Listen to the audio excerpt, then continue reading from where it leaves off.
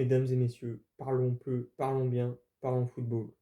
Alors, vous l'avez vu au titre, je perds pas de temps puisque je fais cette réaction à chaud. C'est la mi-temps de PSG Real Madrid. Pendant la mi-temps, je ferai un complément, du coup, vous verrez dans la même vidéo à la fin du match. Pour l'instant, 3-0 pour le PSG. Un PSG en forme, qui fait pas non plus, malgré le score, une prestation que je trouve si folle que ça. Il joue bien. Mais ils sont pas non plus fous. Il y a 3-0, mais il y a deux buts qui ont été un petit peu offerts par le Real Madrid. Mais je vais y revenir. Pour parler des joueurs, bah, Courtois, bah, il en a pris trois, mais il est en forme quand même. Je pense qu'il faut le dire, il est en forme. Sur le premier but, Asensio, mais quelle erreur, mais horrible. Comment on peut voir ça à un niveau professionnel? Et le problème, c'est qu'on ne le voit pas une fois, on le voit deux fois. Et j'ai entendu des gens le comparer à Koubarsi. Non, messieurs, dames. Non, je ne veux plus entendre cela.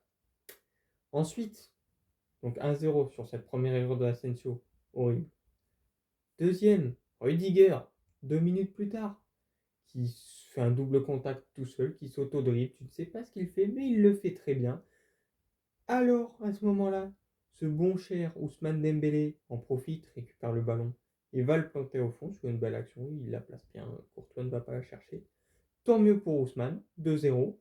Deux buts gag offert par le Real Madrid qui fait une prestation, je pense que je peux le dire, horrible. On n'a pas vu l'attaque, on n'a pas vu le milieu, on a vu la défense, on l'a même trop vu parce qu'ils sont nuls, tout simplement. Il n'y a pas d'autre mot.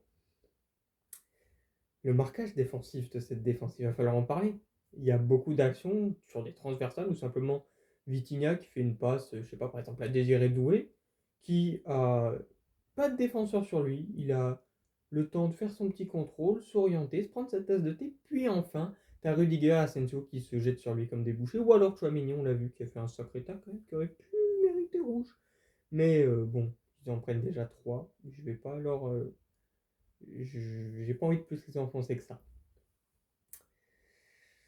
Bon, je critique la défense. Il n'y a pas Trent Alexander-Arnold, qui est honnêtement pas. C'est pas la référence défensive. C'est un bon latéral qui a un bon apport offensif, mais je trouve que défensivement, il a beaucoup de lacunes. Il n'aurait pas beaucoup aidé. Yulsen, oui, il manque à la place d'Asensio, c'est vrai. C'est... Mais bon, le PSG a pas de show. C'est leur défenseur central aussi. Les deux équipes sont dans la même situation, on peut dire. T'en as une qui mène 3-0, c'est tout. Et puis vient alors le troisième but, que je vais baptiser le but de la honte. Parce que sur le côté, Désiré Doué qui fait sa petite différence. Et puis, je regarde dans l'axe, naturellement, parce qu'on sait tous qui va la centrer. Deux Parisiens. Tout seul. Tu ne sais pas comment. Il se retrouve devant les cages, sans marquage. Deux Parisiens. Il y a un défenseur un petit peu plus à droite, mais qui ne peut rien faire. Comment, à ce niveau-là, il y a un marquage aussi imprécis de la part du Real Madrid? On parle peut-être du plus grand club du monde. Mais non, messieurs, dames. Non. Ce n'est pas possible, pas à ce niveau-là. Pour revenir sur une dernière action, parce que le match va reprendre, du coup je vais aller regarder cette deuxième mi-temps, voir si le Real se réveille ou non. Il y a eu cette intervention sur Mbappé de la part de João Neves, il me semble, dans la surface. On peut dire qu'il y a faute, puisqu'il me semble que je n'ai pas bien vu, mais pour moi João Neves marche sur le pied de Mbappé, son pied droit, avant de prendre le ballon et l'autre pied. Mais bon, pas siffler péno là-dessus, c'est pas non plus un drame. Simon Marcignac, on le connaît bien, c'est comme ça, c'est pas grave. Donc, première mi-temps de la part du Real Madrid assez exécrable, faut le dire.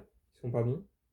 Le PSG solide, mais en soi, ils en mettent 3 sur deux buts offerts et une action collective qui est la force de ce PSG. Donc oui, ils font un bon match. Ils ont, je crois, 75% de possession. Ils font un bon match, mais je pense qu'ils peuvent faire mieux. Là, et en deuxième mi-temps, ils peuvent très bien en mettre 5 si ça continue comme ça.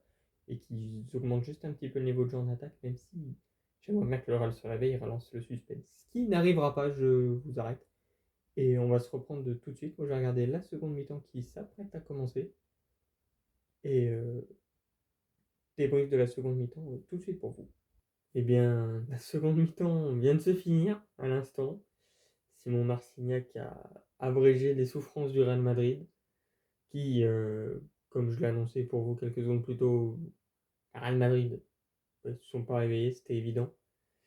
Je vais parler vite fait de la seconde mi-temps, même si en vrai il n'y a pas grand chose à dire. C'est la même chose que la première mi-temps, sauf que le PSG, ils ont préféré jouer plus en contrôle, plus en sécurité, ce qui est tout à fait leur droit, ils ont bien fait.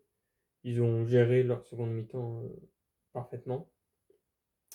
Je voulais quand même revenir sur en début de seconde mi-temps. On a vu un but de Désiré Doué qui a été annulé pour hors-jeu. Et il n'y avait pas de défenseur encore. Il était tout seul dans l'axe, tu ne sais pas comment. Il n'y a pas de marquage. Il y a des espaces, mais tu ne vois pas ça au niveau professionnel. Mais ce n'est pas possible. On revoit en fait tout simplement le Madrid saison 2024, cette saison-là. Xavi Alonso, je ne sais pas ce qu'il a fait. Vraiment, je vais parler plutôt tactique là. Plutôt que du match en lui-même. Il a aligné un 4-3-3, 3 attaquants, 3 milieux. On a bien vu qu'avec cet effectif-là, ça marchait pas du tout. On l'a vu tout au long de la saison. Il a fallu passer à 2 attaquants, milieu à 4 pour que le Real commence à faire des choses. Et là, tu ne sais pas pourquoi il te raligne ça. Ben forcément, ça ne marche pas. Défense désastreuse qui n'a pas suivi le niveau. Pareil pour le reste de l'équipe, personne n'a joué au niveau. Mbappé est décevant, comme Vinicius, comme tout le reste des joueurs. Personne n'a joué au niveau. Modric, il est rentré, il a fait une bonne rentrée, mais qu'est-ce que vous voulez qu'il fasse 3-0? Enfin voilà, Madrid, pas au niveau, tout simplement. Le PSG a largement surclassé ce Real Madrid. Bon, ben, merci d'avoir regardé ce récap, les amis. Je vous souhaite une bonne nuit, une bonne journée, selon quand est-ce que vous regardez cette vidéo. Et moi, je vous dis à la prochaine.